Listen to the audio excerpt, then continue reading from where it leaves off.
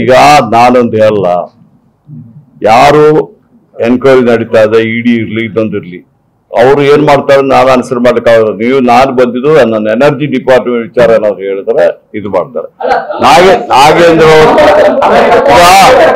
ನಿಮಗೆ ಒಂದು ಹೇಳ್ತೀನಿ, ನಾನೊಂದು ಹೇಳ ನಿಮಗೆ, ಇವ್ರದ್ದು ವಿಚಾರದಲ್ಲಿ ಯಾರು ನಮ್ಮ ಇವ್ರದ್ದಲ್ಲ, ಇದು ನಮ್ಮ IAS ಆಫೀಸರು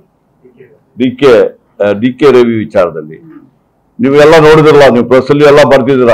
ಅವ್ರು ಸುಸೈಡ್ ಮಾಡೋದಕ್ಕೆ ಅವತ್ತು ಹೋಮ್ ಮಿನಿಸ್ಟ್ರು ರೆಸ್ಪಾನ್ಸಿಬಿಲಿಟಿ ಎಲ್ಲ ಬರ್ತಿದ್ರಲ್ಲ, ನಾನೆಲ್ಲರೂ ಹೋಗಿ ನಾನು ಫೇಸ್ ಮಾಡಿದ್ರಲ್ಲ.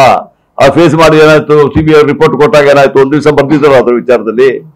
ಅದೇ ರೀತಿಯಲ್ಲಿ ಪ್ರತಿಯೊಂದು ವಿಚಾರದಲ್ಲಿ ನಾಗೇಂದ್ರ ಅವರು ತಪ್ಪಿತಸ್ಥ ನೀವ್ ಹೆಂಗೆ ಹೇಳ್ತೀರ. ಈಗ ಅವ್ರ ವಿಚಾರದಲ್ಲಿ ಎನ್ಕ್ವೈರಿ ಕರೀತಾರೆ, ಅದು ಅವರಿಗೆ ಫ್ರೀ ಬಿಡಿ. ಅವರಿಗೆ ಡಿಪಾರ್ಟ್ಮೆಂಟ್ ಅವರು ಏನ್ ಮಾಡ್ತಾರೆ, ನಾವು ಸುಮ್ಮನೆ ಅದಕ್ಕೆಲ್ಲ ಕೈ ಹಾಕ್ಲಿಕ್ಕೆ ಹೋಗ್ಬಾರ್ದು. ಪ್ರೆಸ್ ಅವರು ಅಷ್ಟೇ, ನೀವು ಕೂತ್ಬಿಟ್ಟು ತೀರ್ಮಾನ ಮಾಡ್ಲಿಕ್ಕೆ ಆಗ್ತದ. ಅವ್ರು ಏನ್ ಎನ್ಕ್ವೈರಿ ಮಾಡ್ತಾರೆ, ಕರೀತಾರೆ, ಕೇಳ್ತಾರೆ, ಎಲ್ಲ ಮಾಡ್ಲಿ.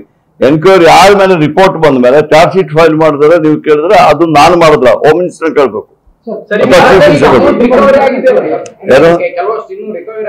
ಅಲ್ರಿ, ಅದು ನಮಗೂ ನಿಮ್ಗೇನು ಗೊತ್ತು, ನಾನು ಎನರ್ಜಿ ಮಿನಿಸ್ಟರ್, ನಾನು ಅದ್ರಲ್ಲಿ ಇದ್ದೀನಾ? ಒಂದು ನಿಮಿಷ don't mistake me, I was also home minister ಆಗಿದ್ದವರು. ಅದು ಏನಾಗಿದೆ ಅಂತ ಹೇಳ್ಬಿಟ್ರೆ, ಯಾರು ಅದು ಇನ್ವೆಸ್ಟಿಗೇಷನ್ ಮಾಡ್ತಾರೋ ಅವ್ರಿಗೆ ಗೊತ್ತಿರ್ತದೆ. ಅವ್ರ ಹತ್ರ ಇನ್ವೆಸ್ಟಿಗೇಷನ್ ಆಫೀಸರ್ ಇದ್ದಾರಲ್ಲ, ಅವ್ರದ್ದು ಇವನ್ ನಮ್ಮ ಮಿನಿಸ್ಟರ್, ಹೋಮ್ ಮಿನಿಸ್ಟರ್ ಇಂಟರ್ಫಿಯರ್ ಮಾಡ್ಲಿಕ್ಕೆ ಆಗುದಿಲ್ಲ ಅದ್ರಲ್ಲಿ. ಈಗ ಅವರು SIT ಮಾಡಿದ್ದಾರೆ, ಅವರು ಅದನ್ನ ಮಾಡ್ಲಿ. ನೀವ್ ಯಾಕೆ ನನ್ನ ಕೈಯಿಂದ ಕೇಳಿಸ್ತೀರ, ನೀವ್ ಯಾಕೆ ಹೇಳಲಿಕ್ಕೆ ಹೋಗ್ತೀರಾ? ನೋಡಿ, ಇಡಿ ಅಧಿಕಾರಿಗಳು ಅದನ್ನ ಲೀಗಲ್ ಆಗಿ ಏನಿದ್ದಾರೆ ಅಂದ್ರೆ ನನ್ಗೆ ಗೊತ್ತಾಗೋದಿಲ್ಲ. ಅದು ಇದು ಮಾಡಿ ಇಡಿ ಅಧಿಕಾರಿಗಳು ಯಾಕೆ ಮಾಡಿದ್ದಾರೆ ಅಂತ ಹೇಳ್ಬಿಟ್ರೆ, there was a bankers involve.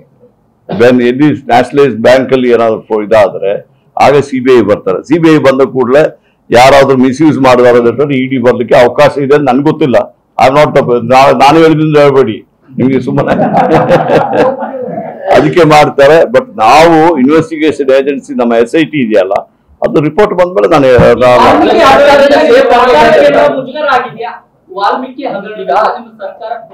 ನೋಡಿ, ವಾಲ್ಮೀಕಿ ಹಗರಣಾಗ್ಲಿ ಇನ್ನೊಂದಾಗ್ಲಿ ನಮ್ಮ ಸರ್ಕಾರಕ್ಕೆ ಮುಜುಗರ ಆಗೋ ವಿಚಾರ ಇಲ್ಲ.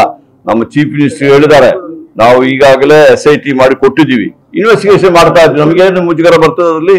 ಇನ್ವೆಸ್ಟಿಗೇಷನ್ ಮಾಡಿ ರಿಪೋರ್ಟ್ ಬಂದ್ರೆ ಯಾರು ಇನ್ವಾಲ್ವ್ ಆಗಿದೆ ಅವ್ರ ಮೇಲೆ ಆಕ್ಷನ್ ತಗೊಳ್ತೀವಿ.